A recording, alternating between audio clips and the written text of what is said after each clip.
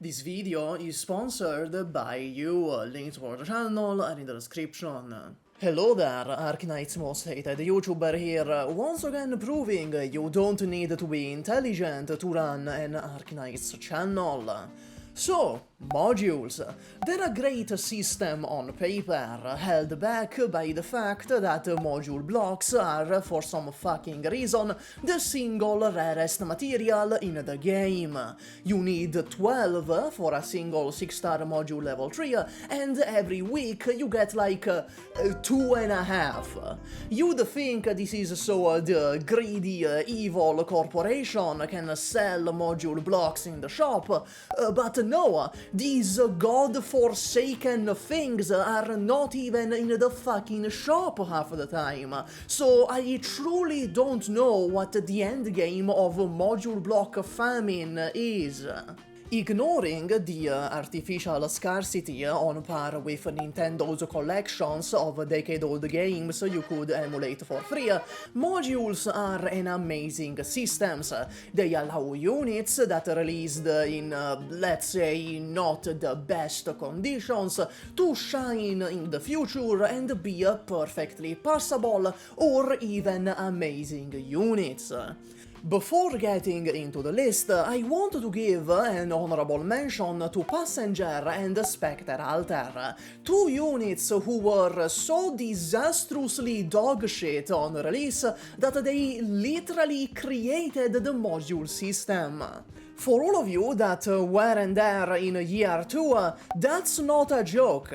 They were so bad on release that Hypergriff not only rolled out one of the extremely few actual balance patches this game has ever gotten, buffing entire archetypes, but also came up with modules. When Passenger came out, I swear to God, I saw this video on Bilibili once and I can't find it anymore, but I swear it exists, I am not schizo. He could not kill the LS4 Slugwave using skill 3 at M0. The only word for a performance like that is embarrassing. Specter Alter, on the other hand, wasn't so bad she challenged my belief in a benevolent god, but she was arguably worse than the original Specter. All she offered was the doll, at the cost of one less block and a shit ton more material resources to build. For the vast majority of players, using normal Specter instead was just better and more convenient.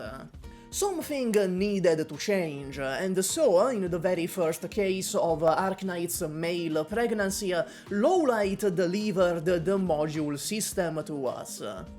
Nowadays, Specter Alter is just a tad better than the original, which translates into being a pretty damn good unit, though the agenda will never allow me to truly admit it. As for Passenger, he's kind of a chore to use because of the random targeting and the fact each skill charge is 30 SP, one fucking Exia Alter skill 2 to kinda not do much, but he shines in IS, especially IS-2 and IS-5 with the hand relic, allowing him to make the enemies really feel like Hassan's dog. And you will notice being good in IS is a trend in this list. IS is the main endgame content, and across 4, soon to be 5 expansions, it has dozens of hours of content. It's not an irrelevant portion of the game. Being redeemed, even if it is just in IS, does matter. In fact, our first proper operator for this video is Archetto. Her IS module is, I think, bar none, one of the best in the game. On release, she was essentially a greythroat power creep, which went about as well as you'd expect. It left Archetto in a place where she was alright, but ultimately very mediocre, only really shining in hit count situations like Invitation to Wine, or Adventure That Cannot Wait for the Sun, or the Master's Travels Dream Tiles. With said event, however, her IS module came out. Free SP to all offensive recovery units deployed. She also gives SP to all offensive recovery units deployed with her own attacks, meaning Archetto skill 3 will almost instantly charge any offensive skill on the map, a 50% attack buff to all offensive recovery units when their skills are active, and a buff to Archetto's own attack range, by 1 with each deployed offensive recovery unit, including herself, up to 3. Meaning, with skill 3, Archetto reaches 8 tiles of range. Playing with this thing feels illegal to some extent, like it shouldn't be in the game. And that's not a complaint, by the way. It feels like you installed some weird fan-made mod that allows this. It's really fun, and it's a kit design philosophy that Hypergriff seems to be embracing more and more as time goes on, with things like Pramanix Alter freezing the blue box, making it an honest-to-god summoned unit that interacts with many mechanics like Enchinchilla Skill 2. And this is not just about Archetto herself. While she is quite an amazing unit on her own, her true potential is as a support. In fact, she is so good of a support unit, she single-handedly creates a meta strategy around herself. Lemuen skill 1, Monstra, Chenalter skill 1, Mei skill 1, Cutter skill 1, Ines skill 1, Wis'Adel skill 1, Hoederer skill 1, Chen, the other one, Hoshiguma Alter skill 2, Bibeak skill 2, Puzzle skill 1, Kirara skill 1, La Pluma skill 1.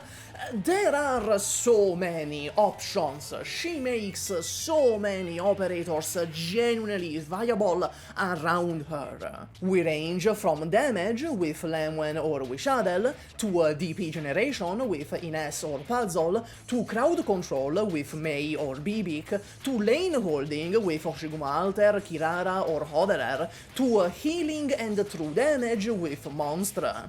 Due to how Archetto functions, their skills are up pretty much constantly.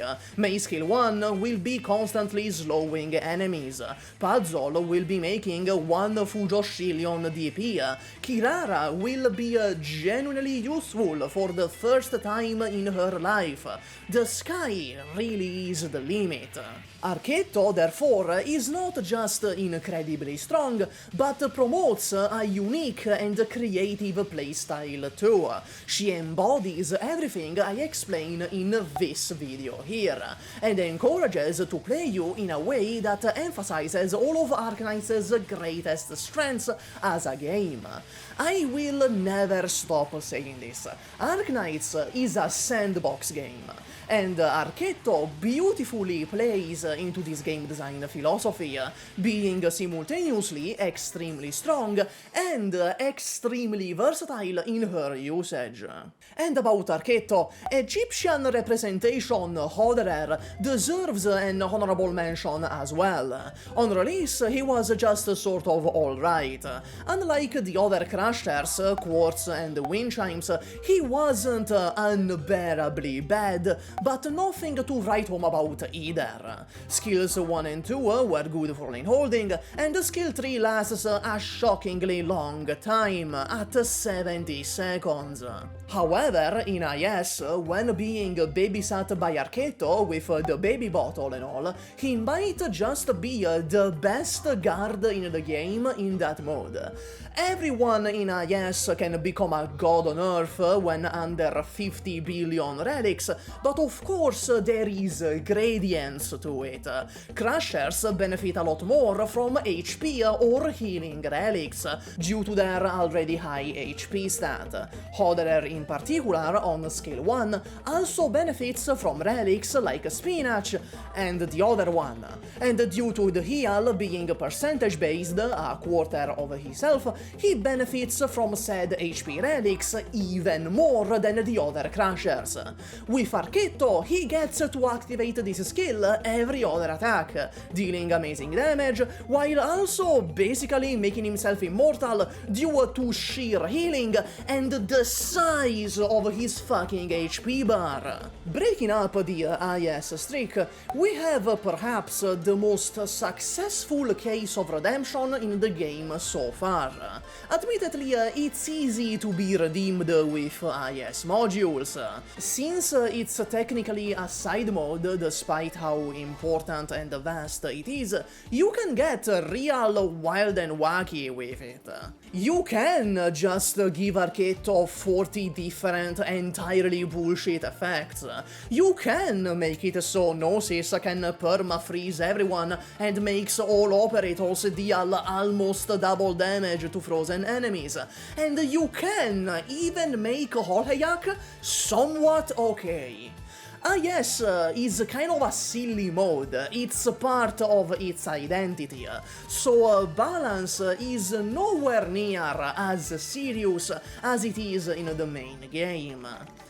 Not that main game balance is very serious, but you get my point. So, when it comes to main game modules, they are often much more tuned down. Modules that actually fix the core issue with a character are few and far between.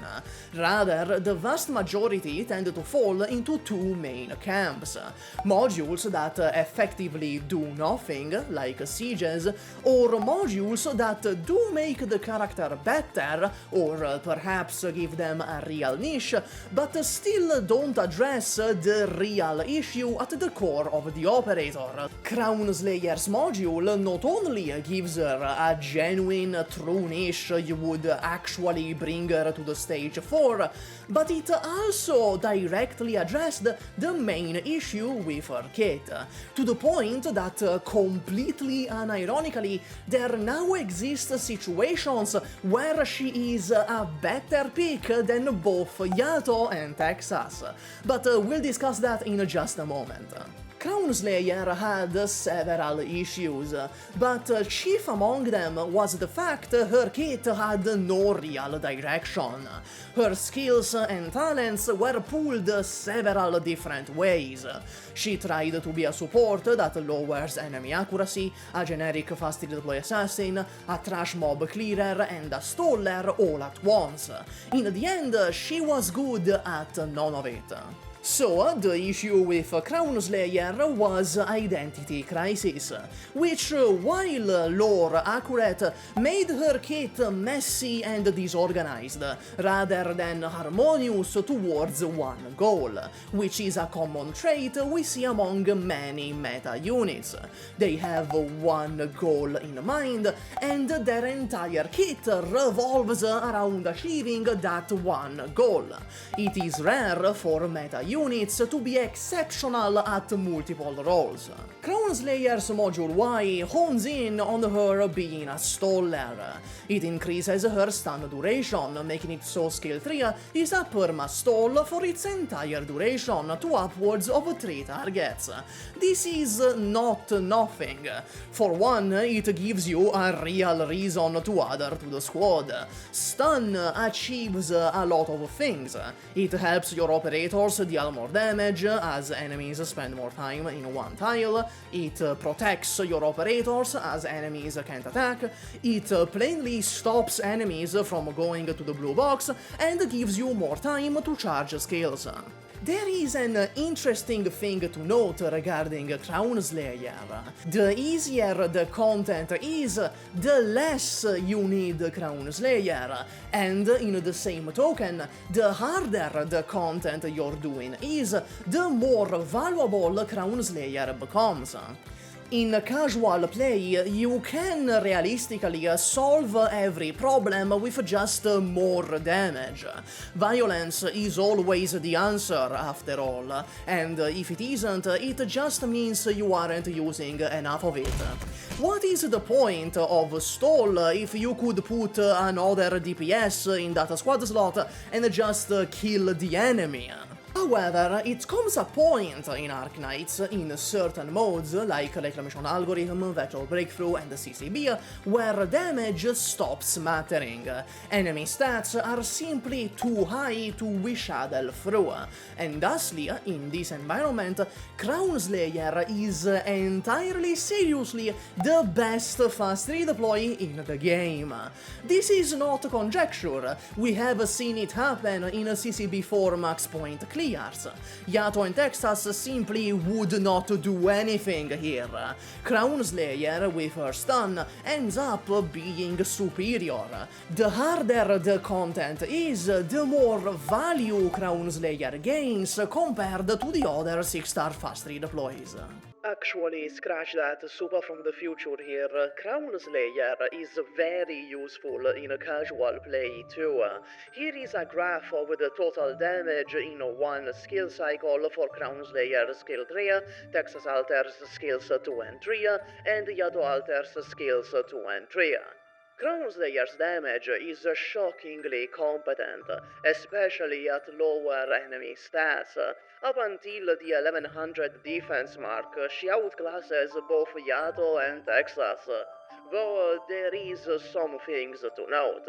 For one, she falls off much more sharply compared to Texas skill 2, and this graph isn't fully representative of actual gameplay, as if a fourth enemy enters Crownslayer's range that completely fucks over her perma-stun and butchers her total damage. Still, Crownslayer is shockingly competent, to the point if you don't have Texas and Yato, she is genuinely worth getting from the Portatori dei Velluti rerun 6 months from now. With damage like this, she not only specializes in stalling, but also in murdering any enemy that happens to be on the weaker side of stats. And even if they aren't, she still deals pretty solid damage to them. I recommend watching this video for a better showcase, as it is essentially a 26-minute Lyudmila showcase. Finally, to conclude this list, we have Mizuki. Mizuki was always kind of underwhelming. His one niche was being a sub-DPS of sorts with skill 1 and a blocker behind him, a role which could be fulfilled by essentially any other DPS, who sometimes didn't even need the blocker. So, the only real advantage Mizuki had was the true AoE in a 3x3+1 range, advantage which was entirely shot down on Ascalon's release. While on skill 1 they are essentially the same operator, Ascalon often does not need a blocker behind her, has many more niches with skill 2, and is so good she makes it to the top 10 best operators in the game. At this point in time, our beloved mid 6-star was at his lowest. It truly did seem that his only purpose left was femboy hentai. Or NTR, that is strangely popular with Mizuki on Pixiv. I don't know why. SUPAH, how do you know that? What do you mean? How do you know what Mizuki hentai looks like on Pixiv? Because I jerk off to it. Oh. What, do you think I go to the grocery store ironically too? Anyway, that was before Lowlight descended upon him like that Mercy Overwatch gif, bestowing one of the stupidest IS modules I have ever seen. He gains 50 attack speed, conditional bonus damage, the ability to suck all enemies into his range, and restores 4% of his max HP every second. While we always knew Mizuki had a natural talent for sucking, what this module translates into is Mizuki becoming an entirely self-sufficient vacuum that can generally hold the entire map, or most of the map, on his own. Much like Hoederer, he benefits much more from relics than the average operator, particularly weight relics. Skill 2, which before was entirely useless, is now his best skill.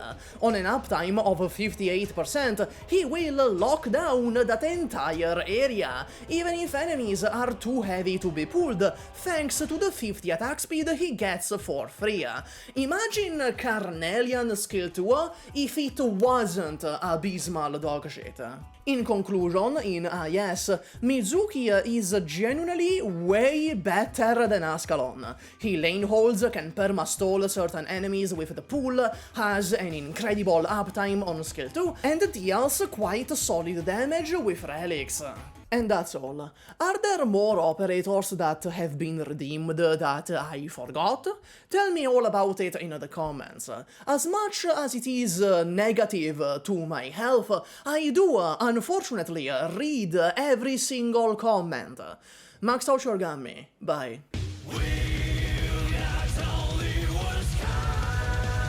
Hi, hey, I don't have much to say in this outro, so let's just get to the channel members.